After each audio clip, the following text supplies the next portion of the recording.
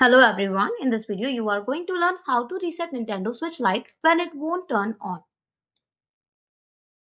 How to reset Nintendo Switch Lite when it won't turn on.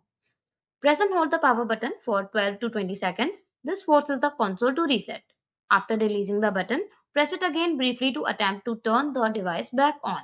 Ensure the console is charged. Connect it to the official Nintendo Switch AC adapter and plug it into a wall outlet for at least 30 minutes. After charging, try turning it on again. Thanks for watching the video. Do like, comment and share our video. Subscribe to our channel and don't forget to hit the bell icon for upcoming videos.